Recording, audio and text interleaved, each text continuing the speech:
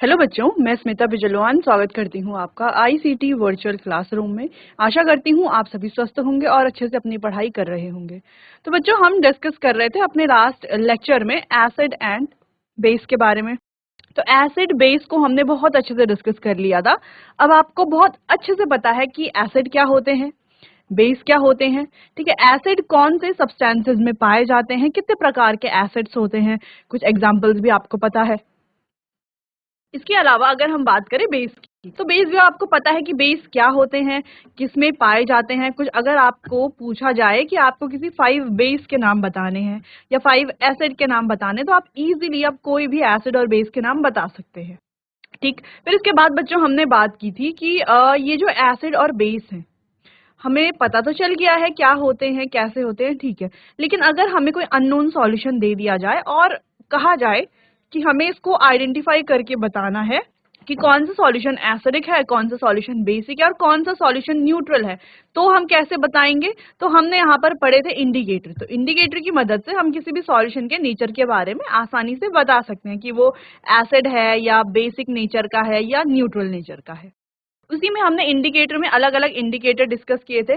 सबसे पहले बच्चों हमने बात की थी लिटमस इंडिकेटर की, जो एसिड में डालते ही कैसा कलर शो करता है। एसिड में बच्चों ये रेड कलर शो करता है और बेस में शो करता है ब्लू कलर। और ये दोनों कलर में दोनों लिटमस पेपर में भी, ये जो लिटमस इंडिकेटर है ये पेपर हम कहीं स्ट्रिप्स की फॉर्म में भी अवेलेबल होता है और सॉल्यूशन की फॉर्म में भी अवेलेबल होता है। नेक्स्ट हमने बात की थी टर्मरिक इंडिकेटर की। तो टर्मरिक इंडिकेटर के भी कई सारे सैंपल लेकर के हमने एक्टिविटी परफॉर्म की थी, है ना।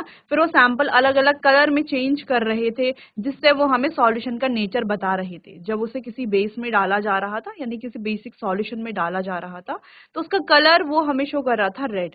ठीक, लेकिन जब एसिड और न्यूट्रल सॉल्यूशन में डाला जा रहा था, तो वहां पर वो कोई भी कलर में चेंज शो नहीं कर रहा था। फिर हमने बात की थी बच्चों अपने नेक्स्ट इंडिकेटर की, जो है चाइना रोज इंडिकेटर। ये भी बच्चों बेस में ग्रीन कलर शो कर रहा था और एसिड में मजेंटा कलर शो कर रहा था। इसके अलावा हमने एक सिंथेटिक इंडिकेटर जो कि फिनोल्फथलीन इंडिकेटर, इसके बारे में बात की। ये एसिड में हो जाता है कलरलेस और बेस में हो जाता है पिंक टू रेड। तो ऐसी हमने अलग अलग इंडिकेटर के बारे में बात कर ली थी और कैसे हम किसी भी सॉल्यूशन का नेचर जान सकते हैं इनकी मदद से, ये पढ़ लिया था। अब अगर आपसे पूछा जाए कि इन चारों इंडिकेटर में से जो हमने पढ़े हैं, आपको बेस्ट इंडिकेटर कौन सा लगता है जिसकी मदद से आप एसिड और बेस दोनों के बारे में बता सकते हैं। ठीक है, तो ये आपको खुद से करना है।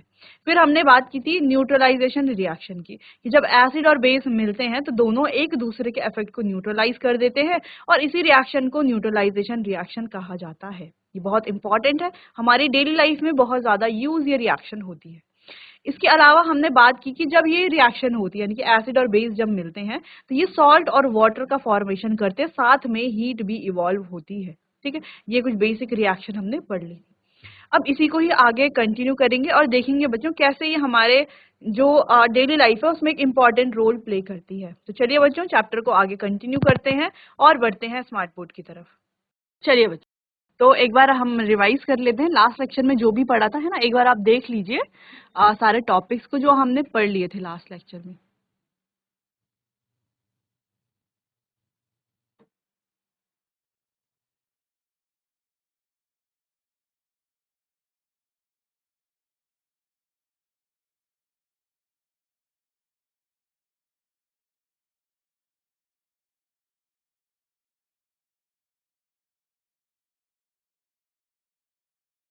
तो यहाँ पर हमने देख लिए थे कि एसिड बेस और न्यूट्रल सॉल्यूशन में अलग अलग इंडिकेटर, जैसे कि लिटमस है, टर्मरिक इंडिकेटर है, चाइना रोज इंडिकेटर है, फिनोल्फथलीन इंडिकेटर है, ये कैसे कैसे अलग अलग कलर शो करके हमें सॉल्यूशन के नेचर के बारे में बताते हैं। तो अगर देखा जाए किसी बेस को अगर हमें आइडेंटिफाई करना है, तो टर्मरिक इंडिकेटर अच्छा रहेगा बेस को आइडेंटिफाई करने के लिए। Litmus indicator, china rose indicator, यहाँ तक कि फिनोल्फथलीन इंडिकेटर भी बेस्ट रहेगा बेस को आइडेंटिफाई करने के लिए। लेकिन अगर हम एसिड और न्यूट्रल सब्सटेंस को आइडेंटिफाई करना चाहते हैं, तो क्या करेंगे। तो देखो, एसिड को आइडेंटिफाई करने के लिए बेस्ट इंडिकेटर रहेगा लिटमस, चाइना रोज और फिनोल्फथलीन। लेकिन टर्मरिक जो है एक अच्छा इंडिकेटर नहीं रहेगा एसिड को आइडेंटिफाई करने के लिए, क्योंकि ये कोई भी कलर चेंज करता ही नहीं है। है ना। तो हम ये कह सकते हैं केवल अगर एसिडिक सॉल्यूशन को आइडेंटिफाई करना है, एसिड और बेस को, तब तो ये काम आएगा टर्मरिक इंडिकेटर। लेकिन अगर न्यूट्रल सॉल्यूशन भी है साथ में, उसको भी आइडेंटिफाई करना है, तो ये हमारे कुछ भी काम नहीं आएगा, क्योंकि ये एसिड और न्यूट्रल सॉल्यूशन दोनों में ही येलो कलर शो कर रहा है। ठीक है, जिससे हम बेस को तो आइडेंटिफाई कर सकते हैं, लेकिन एसिड और बेस को, एसिड और न्यूट्रल सब्सटेंस को आइडेंटिफाई नहीं कर सकते इजीली। क्लियर है? चलो, नेक्स्ट हमने बात की थी न्यूट्रलाइजेशन रिएक्शन की। अब ये इंपॉर्टेंट टॉपिक है, ये आप एक बार देख लीजिए, ये आपकी हायर क्लासेस में भी काम आने वाला है। क्लास 10th में आप जाएंगे तो वहां पर आप रिएक्शंस देखेंगे। 11th 12th में तो बहुत ज्यादा इंपॉर्टेंट है ही ये टॉपिक। ठीक है, तो न्यूट्रलाइजेशन रिएक्शन होती क्या है? जब कोई एसिड और बेस मिल जाते हैं और साथ में रिएक्शन करते हैं, जैसे हमें दिख रहा है यहाँ पे एसिड प्लस बेस। तो जब कोई एसिड और बेस मिलते हैं, साथ में रिएक्शन करते हैं, उस रिएक्शन को ही न्यूट्रलाइजेशन रिएक्शन हम कहते हैं। क्लियर है? लेकिन बच्चों, न्यूट्रलाइजेशन रिएक्शन से होता क्या है, बनता क्या है? तो न्यूट्रलाइजेशन रिएक्शन से बच्चों फॉर्मेशन होती है सॉल्ट की और वाटर की, साथ में हीट भी इवॉल्व होती है। ठीक है, क्लियर? चलिए, तो एक बार आप इसे देख लीजिए, फिर आगे चैप्टर को हम कंटिन्यू करते हैं।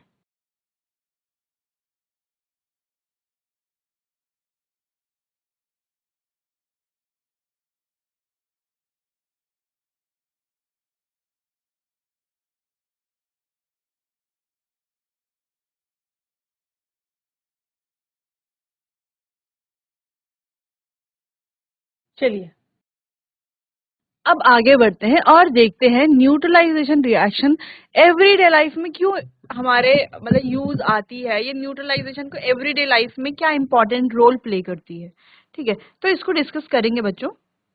सबसे पहले इंडाइजेशन, जिसको हम अपच भी कहते हैं। ठीक है, अब अपच क्या होता है, आप में से कई बच्चों ने इस वर्ड को पहले सुना होगा, कई ने नहीं सुना होगा।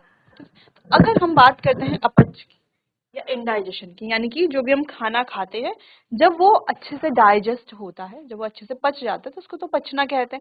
लेकिन जब उसका डाइजेशन अच्छे से नहीं होता, अब इसके कई सारे फैक्टर हो सकते हैं जो रिस्पॉन्सिबल हो इंडाइजेशन के लिए, तो उसे इंडाइजेशन कहा जाता है या अपच कहा जाता है। ठीक है, अब अलग अलग फैक्टर हो सकते हैं इसके लिए, लेकिन एक ऐसा फैक्टर भी है, अगर हम बोले तो देखो, अब ये रिलेटेड है एसिड बेस से, ऐसा हम कैसे कह रहे हैं? अब आप तो कहेंगे ये तो बायोलॉजी का कोई टॉपिक है, या ये तो ह्यूमन बॉडी का कोई टॉपिक है, ये हमारे एसिड बेस से कैसे रिलेटेड है? तो चलिए अभी इसे हम समझते हैं। तो देखो बच्चों, ये है हमारा स्टमक, कुछ इस तरीके से होता है, और हमारे स्टमक में पाई जाती है HCl। HCl हमने चैप्टर के स्टार्टिंग में पढ़ी थी, एक मिनरल एसिड है। यहाँ देखिए HCl क्या है, हाइड्रोक्लोरिक एसिड। ठीक है, तो लिख लेंगे इसका पूरा नाम, वैसे आपको पता चल गया होगा अभी तक इसका पूरा नाम।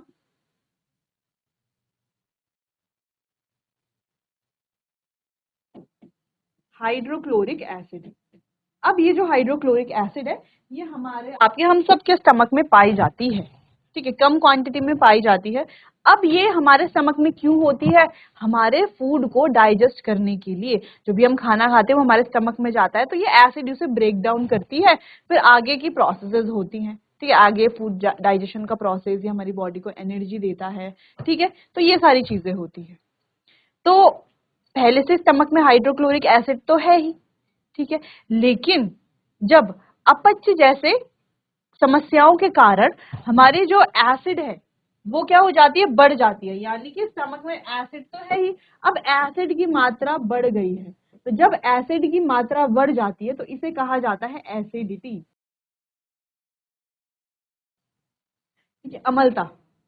ठीक है, तो हमारे स्टमक में एसिड तो होती है, लेकिन जब एसिड की मात्रा बढ़ जाती है तो इसे एसिडिटी कहा जाता है। और जब एसिड की मात्रा बढ़ जाती है तो हमें अनईजी सा फील होने लगता है, बर्निंग पेन होने लगता है हमारे स्टमक में, हमारे चेस्ट एरिया में। ठीक है, तो इससे कुल मिलाकर के हमें जो है बहुत ज्यादा प्रॉब्लम होने लगती है। ठीक है, इतना समझ में आ गया।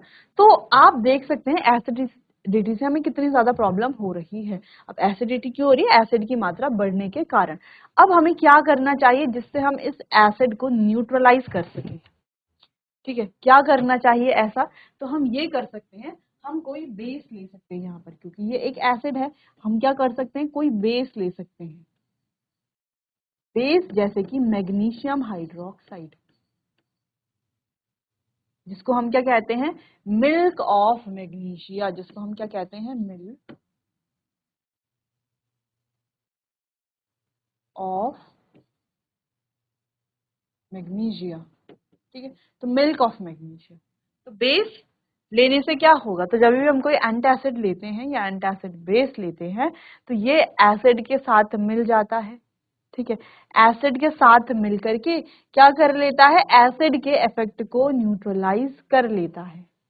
ये बेस एसिड के साथ मिलकर के एसिड के इफेक्ट को न्यूट्रलाइज कर लेता है, जिससे कि हमें रिलीफ मिलता है, यानी कि राहत मिलती है। जो पेन हो रहा था वो पेन पूरा डिसअपियर हो जाता है, पूरा गायब हो जाता है, यानी कि पेन अब हमें फील नहीं होता, अब हमें एकदम रिलैक्स और रिलीफ फील होता है।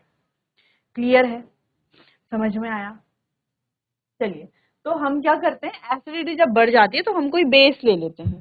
ठीक है, चलिए, तो यहाँ तक आपको समझ में आ गया होगा। तो जब अपच होता है, अपच होने का मतलब है कि एसिड की मात्रा बढ़ रही है स्टमक में, उस एसिड की मात्रा को न्यूट्रलाइज करने के लिए हम कोई एंटासिड लेते हैं। अच्छा, ये जो बेस है इसको हम एंटासिड भी बोलते हैं। ठीक है, एंटासिड भी बोलते हैं, आपको ध्यान रखना है। ठीक है, तो हम कोई एंटासिड बेस ले लेते हैं जो एसिड के साथ मिलकर के एसिड के इफेक्ट को न्यूट्रलाइज कर देता है। ठीक है, तो चलिए इसे रीड कर लेते हैं एक बार कि यहाँ पर लिखा हुआ क्या है। बाकी प्रोसेस तो हम समझ गए हैं कि क्या है। चलिए, तो इसको थोड़ा समझ लेते हैं।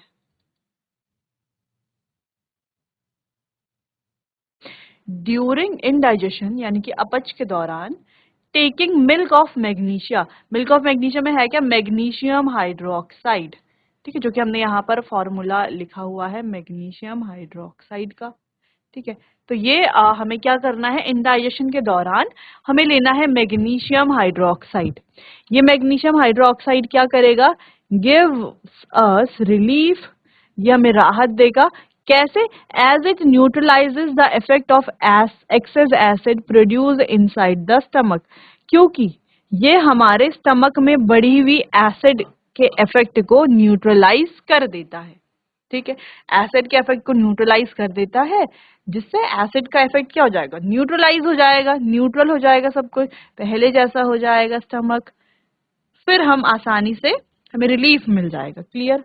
चलिए, तो इसको आपको नोट कर लेना है, न्यूट्रलाइजेशन को। फिर आगे बढ़ेंगे, नेक्स्ट देखेंगे।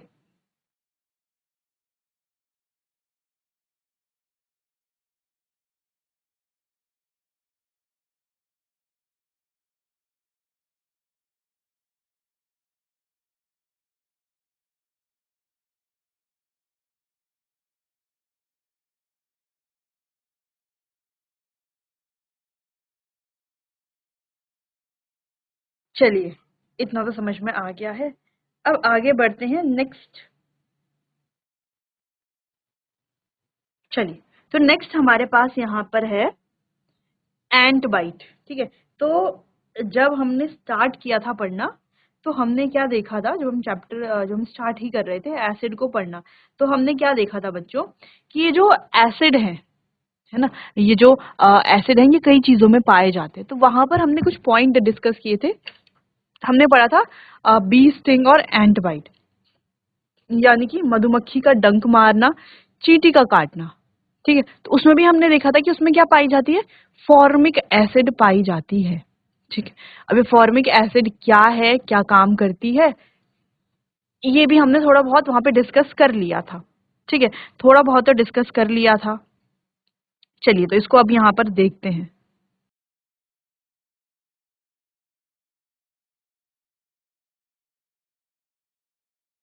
चलिए, the effect of ant sting, which is caused by formic acid, can be neutralized by rubbing moist baking soda, basic in nature।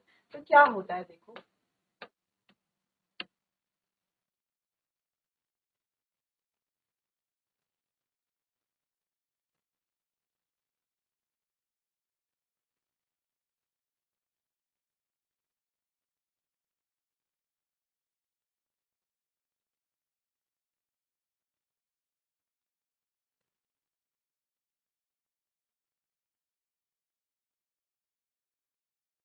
कि मान लो ये हमारा हैंड है। ठीक है, कोई भी एरिया आप मान लो, चलो ये हैंड हमने लिया यहाँ पे हैंड के इस एरिया पे मान लो चींटी क्या कर लेती है, डंक मार लेती है, चींटी काट लेती है ना। तो आप लोगों में से कई लोगों को ऐसा फील हुआ होगा जब चींटी काटती है, तो जैसे सुई जब चुभती है ना, तो जैसे जो पेन होता है, सुई या पिन कभी चुभती है तो वैसा जो पेन होता है, तो चींटी के काटने पर भी वैसा ही पेन होने लगता है, एक बर्निंग पेन, एक जलन जैसा दर्द होने लगता है जब चींटी काटती है। तो ठीक है, तो चींटी मान लो चींटी ने इस एरिया पर काटा है, तो ये जो एरिया है, जिस एरिया पर चींटी ने काटा है, रियल में हुआ क्या है, चींटी ने जब यहाँ पर काटा तो चींटी ने किया क्या, यहाँ पर इंजेक्ट कर दी फॉर्मिक एसिड। क्या कर दी, इंजेक्ट फॉर्मिक एसिड। अब इस पूरे हाथ में से एक एरिया में जो है एसिड की मात्रा आ गई है। अब ये एसिड क्या कर रहा है, यहाँ पर पेन, अनईजी बर्निंग पेन यहाँ पर हो रहा है। तो इस पेन से छुटकारा पाने के लिए हमें क्या करना है, क्या करना है, तो देखो ये यहाँ पर है एसिड, ठीक है, और आपको ध्यान रखना है फॉर्मिक एसिड को बच्चों मेथनोइक एसिड भी कहा जाता है, मेथनोइक एसिड। अगर इसके फॉर्मूला की हम बात करें तो HCOOH, ठीक है, ये होता है। बाकी ये तो आप खैर हायर क्लास में पढ़ लेंगे, लेकिन ऐसी जनरल नॉलेज के लिए चलो, तो फॉर्मिक एसिड या मेथनोइक एसिड भी कहा जाता है। तो फॉर्मिक एसिड लिखा हो या मेथनोइक एसिड लिखा हो तो दोनों ही करेक्ट है। तो चलो, तो क्या करती है चींटी, फॉर्मिक एसिड को हमारे बॉडी पे या जिस भी बॉडी पार्ट पर काट रही है वहां पर इंजेक्ट कर लेती है। अब हमें क्या करना है, हम इस पर एसिड तो है, हम इस पर डाल देते हैं कोई बेस, बेस जैसे कि बेकिंग सोडा या कैलामाइन पाउडर, या इसके अलावा कोई भी मॉइस्ट बेस हम इस पर रब कर सकते हैं। तो जैसे ही हम ये बेस इस पर डालेंगे तो ये क्या होगा, बेस डालते ही क्या हो जाएगा, ये न्यूट्रलाइज, यानी कि एसिड क्या करेगा, बेस क्या करेगा, एसिड के इफेक्ट को न्यूट्रलाइज कर देगा। बेस ने जब एसिड के इफेक्ट को न्यूट्रलाइज कर लिया तो फिर जो पेन है वो भी चला जाएगा, रिलीफ मिलेगा हमें, ठीक है। जो अनईजी फील हो रहा था, जो बर्निंग पेन फील हो रहा था, वो अब फील नहीं होगा। क्लियर है, एंट बाइट समझ में आया। और सेम ऐसे ही होता है किसमें भी, जब बी स्टिंग यानी कि जो मधुमक्खी है जब वो काटती है तो सेम ऐसा ही प्रोसेस वहां पर भी होता है, वो भी फॉर्मिक एसिड इंजेक्ट कर देती है। वहां पर भी कोई मॉइस्ट बेस लगाने से या कोई माइल्ड बेस लगाने से क्या हो जाएगा, जो इफेक्ट है उसका वो चला जाएगा, वो दोनों एक दूसरे के इफेक्ट को न्यूट्रलाइज कर लेंगे। सॉइल ट्रीटमेंट की बात करते हैं, तो आपने देखा होगा आपके आसपास कई तो ऐसी जगह है ना, ऐसे ऐसी जमीन है कहीं कहीं पर जहां पर काफी सारे प्लांट्स ग्रो करते हैं, और कहीं पर तो ऐसी जमीन है जहां पर प्लांट्स ग्रो ही नहीं करते। तो हमें क्या करना चाहिए, देखो अगर हम कोई भी बीज को या कोई भी सीड है कहीं पर भी अगर हम उसको ग्रो कराना चाहते हैं, कोई भी प्लांट ग्रो कराना चाहते हैं, तो ऐसा नहीं है कि प्लांट हर मिट्टी में ग्रो करेगा, नहीं। प्लांट के लिए चाहिए होती है लगभग न्यूट्रल सॉइल, ठीक है। अगर सॉइल ज्यादा एसिडिक है या ज्यादा बेसिक है तो दोनों ही केसेस में प्लांट ग्रो नहीं करेगा। तो आपको क्या करना है, देखो आप ऐसे भी कर सकते हो कि अपने एरिया में जाकर के 4-5 अलग अलग जगह में जाकर के वहां की मिट्टी आप ले आओ। उस मिट्टी का क्या बना सकते हो, उस मिट्टी में पानी डाल, एक टेस्ट ट्यूब में लेकर के मिट्टी को उसमें पानी डाल करके उसका मिक्सचर बना करके उसको फिल्टर पेपर से फिल्टर करके जो फिल्ट्रेट आया उसका आपको पीएच चेक कर लेना है। पीएच का मतलब है यानी कि उसका नेचर चेक कर लेना है कि वो एसिड है या बेस है, ठीक है। पीएच बेसिकली एक पीएच स्केल होता है। पीएच स्केल हमें किसी भी सॉल्यूशन के एसिडिक या बेसिक नेचर के बारे में बताता है, एज लाइक इंडिकेटर, जैसे इंडिकेटर बताते हैं वैसे ही। तो हमें क्या कर लेना है, पीएच चेक कर लेना है, या किसी इंडिकेटर की मदद से भी हम चेक कर सकते हैं। तो वो हमें बता देगा कि सॉइल एसिडिक है या बेसिक है। हम पीएच की बात क्यों करते हैं, देखो अगर हम बात करें कि हाइड्रोक्लोरिक एसिड और एसिटिक एसिड, तो जो लिटमस है या जो भी इंडिकेटर है वो तो दोनों में ही उसे एसिड बताएगा, दोनों को ही एसिड बताएगा, HCl को भी और एसिटिक एसिड को भी, ठीक है। दोनों को एसिड बताएगा, दोनों एसिड ही तो है, एसिड ही बताएगा इसीलिए। लेकिन बच्चों ऐसा हमें इंडिकेटर की मदद से पता नहीं चलेगा कि कौन सा एसिड स्ट्रॉन्ग एसिड है, कौन सा एसिड वीक एसिड है ना। एसिड भी तो तरह तरह के हैं, जैसे अगर हम HCl की बात करें तो ये एक स्ट्रॉन्ग एसिड है, वहीं हम एसिटिक एसिड की बात करें तो ये एक वीक एसिड है। तो कैसे पता चलेगा, उसके लिए यूज किया जाता है पीएच का, ठीक है, पीएच स्केल का।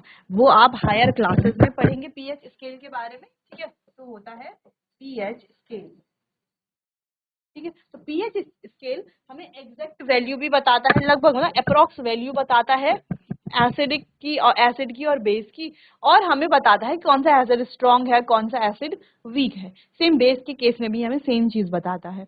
जैसे अगर हमने कोई माइल्ड बेस लिया है, यानी कि कोई वीक बेस लिया है और कोई स्ट्रांग बेस लिया है, तो अगर हम किसी इंडिकेटर से चेक करेंगे तो इंडिकेटर तो हमें यही बताएगा कि दोनों ही बेस हैं, सही बता रहा है कि दोनों बेस तो हैं ही, ठीक है। लेकिन वो हमें ऐसा नहीं बताएगा कि कौन सा स्ट्रॉन्ग बेस है, कौन सा वीक बेस है, वो हमें पीएच की मदद से ही पता चलेगा, ठीक है। चलो, तो एक नई चीज आपने सीख ली है, पीएच स्केल जो है।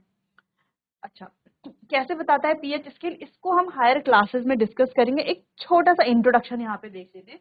पीएच स्केल जैसे हमारे नॉर्मल स्केल होते हैं वैसा तो नहीं होता है, लेकिन हाँ स्केल तो थोड़े बहुत सारे स्केल सेम ही है, उसमें ऐसे नंबरिंग होती है। तो ऐसे 0, 1, 2, 3, 4, 5, 6, 7, 8, 9, 10, 11, 12, 13 और 14। तो 0 से लेकर के 14 तक वो होता है। अगर हम 7 की बात करें तो जो सॉल्यूशन न्यूट्रल होते हैं उनका पीएच आता है 7 न्यूट्रल सॉल्यूशन का। फिर 7 से कम जिनका भी पीएच होता है वो होते हैं एसिड, और 7 से ज्यादा जिनका भी पीएच होता है वो होते हैं बेस। तो अगर मैं बात करूं सोडियम हाइड्रोक्साइड की, अगर मैं बात करूं सोडियम हाइड्रोक्साइड की जो कि एक बेस है, तो इसका पीएच क्या होगा बच्चों, इसका पीएच 7 से ज्यादा ही होगा, यानी कि 8 से 14 के बीच में इसका पीएच होगा, ठीक है। और अगर हम बात करते हैं HCl की जो कि हमारी एक एसिड है, तो इसका पीएच क्या होगा, 6 से 0 के बीच में कहीं होगा, यानी कि 0 से लेकर के 6 के बीच में HCl का पीएच होगा। यानी कि एसिडिक सब्सटेंस 0 से लेकर 6, 7 होता है न्यूट्रल, और 7 के बाद जो भी है वो सारे बेसिक नेचर वाले होते हैं। तो आप देख रहे होंगे एरो हमने इस तरीके से बनाया और इस तरीके से बनाया, ये इंक्रीजिंग ऑर्डर को भी दर्शाता है। जैसे हम 7 से ऊपर वाले नंबर्स को देखें, 8, 9, 10 वालों को देखें, तो एरो का हेड जो है ऊपर की तरफ है, यानी कि ये बता रहा है इंक्रीजिंग ऑर्डर को। यानी कि 8 वाला बेसिक होगा तो 9 वाला उससे ज्यादा बेसिक होगा, 10 वाला उससे बेसिक होगा, 11 वाला उससे बेसिक होगा, और 14 वाला सबसे ज्यादा बेसिक होगा, ठीक है, सबसे स्ट्रॉन्ग बेस होगा। वही एसिड के लिए भी हैरो ऊपर की तरफ हेड करके बनाया हुआ है, यानी कि 6 से ज्यादा बेस एसिडिक 7 होगा, सॉरी 6 से ज्यादा एसिडिक 5 होगा, 5 से ज्यादा एसिडिक 4 होगा। तो ऐसी ऐसी करते सबसे ज्यादा एसिडिक कौन होगा, जो 1 होगा, है ना। 1 से कम जिनके भी पीएच होंगे वो ज्यादा एसिडिक नेचर के होंगे, ठीक है। तो इस तरीके से पीएच स्केल होता है, ये हमें एग्जैक्ट वैल्यू बताता है। तो हमें क्या करना है, जो सॉइल से जो फिल्ट्रेट हमने लिया है उस फिल्ट्रेट की मदद से क्या कर लेना है, किसी भी सॉइल का पीएच देख लेना है। अगर सॉइल ज्यादा एसिडिक है तो भी प्लांट ग्रो नहीं करेगा, और अगर सॉइल का पीएच जो है 7 से ज्यादा आता है, यानी कि काफी ज्यादा आता है, 12, 13 ऐसे कुछ आता है, तो ज्यादा बेसिक सॉइल है, यानी कि वहां पर भी प्लांट ग्रो नहीं करेंगे। तो दोनों केसेस में, एसिडिक सॉइल में भी और बेसिक सॉइल में भी, दोनों सॉइल में प्लांट ग्रो नहीं करेंगे। तो अब क्या करें, हम क्या कर सकते हैं, सॉइल को न्यूट्रल बना सकते हैं। कैसे बनाएंगे, तो देखो, अगर सॉइल ज्यादा एसिडिक है तो तब तो बहुत इजी है, तब तो हम उसमें कोई बेस मिला देंगे और बेस के साथ सॉइल क्या हो जाएगी, न्यूट्रल हो जाएगी। और अगर सॉइल ज्यादा बेसिक है तो हम क्या करेंगे, उसमें कोई ऑर्गेनिक मैटर डाल देंगे, क्योंकि ऑर्गेनिक मैटर जब ब्रेक डाउन होंगे तो एसिड रिलीज करेंगे, यानी कि अपने आप ही वो एसिड रिलीज करेंगे। और बेसिक सॉइल अगर ज्यादा बेसिक है तो वो एसिड सॉइल बेस के साथ मिलकर के उसके इफेक्ट को न्यूट्रलाइज कर देंगे, और इफेक्ट को न्यूट्रलाइज करेंगे और सॉइल को जो है वापस से पहले जैसा बना देंगे, जैसा उसका पीएच होना चाहिए प्लांट को ग्रो कराने के लिए, ठीक है। तो यहाँ पर दो चीजें समझ में आती है। तो plants do not grow well when the soil either too acidic और टू बेसिक, यानी प्लांट ग्रो नहीं करेंगे अगर सॉइल ज्यादा एसिडिक है या ज्यादा बेसिक है।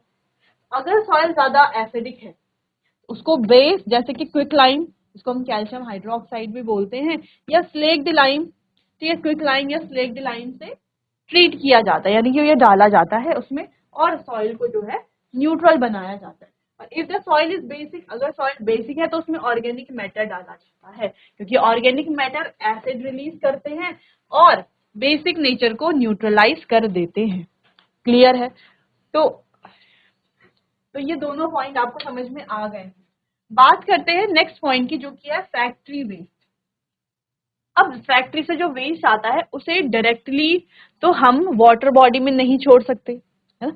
क्यों नहीं छोड़ सकते, देखो फैक्ट्री, मान लो ये हमारी फैक्ट्रीज है, ठीक है, ये फैक्ट्रीज है और यहाँ से कोई वेस्ट निकल रहा है ना, ये इस तरीके से वेस्ट निकल रहा है, ये हमने इसका सीवर बना दिया है, यहाँ से जो वेस्ट निकल रहा है और ये कोई वाटर बॉडी है मान लो, ठीक है, ये कोई वाटर बॉडी है, तो ये डायरेक्टली वाटर बॉडी में क्या छोड़ा जाएगा इस वेस्ट को, सोचिए इस बारे में। फैक्ट्री से निकलने वाले वेस्ट को क्या डायरेक्टली हम वाटर बॉडी में छोड़ सकते हैं, बिल्कुल भी नहीं छोड़ सकते। क्यों नहीं छोड़ सकते, क्योंकि देखो फैक्ट्री से जो वेस्ट आएगा उसमें एसिड होंगे, बेस होंगे, केमिकल्स होंगे, ठीक। इनको अगर हम डायरेक्टली वाटर बॉडी में डाल देंगे तो सिंपल सा मतलब है कि हम वाटर बॉडीज को पॉल्यूट कर रहे हैं, क्योंकि इसमें इतने सारे पॉल्यूटेंट्स हैं, इतने सारे केमिकल्स हैं, ठीक है, इतने सारे हार्मफुल चीजें हैं, तो जो क्या करेगी वाटर बॉडी को पॉल्यूट तो करेगी ही। दूसरा, वाटर बॉडी में रहने वाले जो प्लांट्स हैं, एनिमल्स हैं, फिशेज हैं, जो अदर ऑर्गेनिजम्स हैं, इनको भी डिस्ट्रॉय कर देगी, है ना। इनके सर्वाइवल पर भी क्या आ जाएगा, एक खतरा आ जाएगा। ये प्लांट्स, ये जो फिशेज हैं, ये जो अदर ऑर्गेनिजम्स हैं पानी में रहने वाले, वो वहां पर सर्वाइव नहीं कर पाएंगे इन हार्मफुल केमिकल की वजह से, ठीक।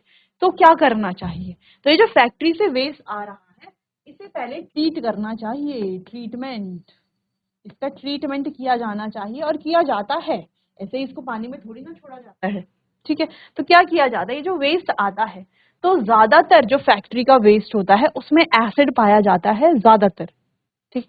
तो उस एसिड को उसमें बेस मिला करके उस एसिड को न्यूट्रल करके उससे जो जितने उसमें जो भी हार्मफुल केमिकल है उन्हें हटा करके फिर जो है इसे वाटर बॉडी में डाल दिया जाता है। फिर वाटर के साथ साथ नेचुरली अपने आप भी ये वाटर क्लियर होता रहता है, ठीक है। The waste of many factories contain acid, if they are allowed to flow in the water body the acid will kill fish and other organism. अगर ऐसे ही छोड़ दिया जाए तो ये फिशेस को या अदर ऑर्गेनिज्म को मार सकता है। The factory waste are therefore neutralize by adding basic substance, उसे पहले न्यूट्रलाइज किया जाता है कुछ भी बेसिक सब्सटेंस ऐड करके, ठीक है। अगर वो ज्यादा एसिडिक है तो बेस डाल करके, ठीक है, अगर ज्यादा बेसिक है अगर तो एसिड डाल करके, ठीक है, न्यूट्रलाइज किया जाता है। सिंपल सी बात है, क्लियर है, इतना समझ में आया आपको, तो चलिए आपको ये नोट कर लें। तो चलिए बच्चों, यहाँ पर हमने देखा कि कैसे न्यूट्रलाइजेशन का एक इम्पॉर्टेंट रोल है हमारी डेली लाइफ में, ठीक है। हमने कई चीज़ें देखी, जैसे एंट वाइट के बारे में हमने बात की, उसको ट्रीट करने के लिए जो एंट क्या करती है, फॉर्मिक एसिड को इंजेक्ट कर लेती है हमारे बॉडी पर या जिस भी बॉडी में वो, जिस भी बॉडी पार्ट पर वो बाइट करती है वहां पर, ठीक है। तो उसको कैसे किया जाए सही, उसमें जो है माइल्ड बेस हम रब कर सकते हैं जिससे कि एसिड को वो बेस जो है न्यूट्रलाइज कर देगा। इसके अलावा हमने बात की कि फैक्ट्री वेस्ट को या सॉइल को कैसे ट्रीट किया जाता है, ठीक है। साथ में हमने बात की बच्चों की इनडाइजेशन की जो प्रोसेस है या इनडाइजेशन जब होता है तो इनडाइजेशन से कैसे रिलीफ पाया जा सकता है, इसको भी हमने डिस्कस किया। तो इन सभी में एक चीज कॉमन है कि ये बेस थे न्यूट्रलाइजेशन रिएक्शन पे, ठीक है। तो यहाँ पर हमारा ये चैप्टर कंप्लीट होता है। तो अब बच्चों हम एसिड और बेस के बारे में सब कुछ जानते हैं, एसिड बेस हमने अच्छे से समझ लिया है, न्यूट्रलाइजेशन क्या है, कैसे इंपॉर्टेंट रोल प्ले करता है हमारी डेली लाइफ में, ये भी हम समझ गए हैं। तो चलिए बच्चों, आज के लिए बस इतना ही, मिलते हैं अपने आने वाले अगले सेशन में, तब तक के लिए आपका बहुत बहुत धन्यवाद।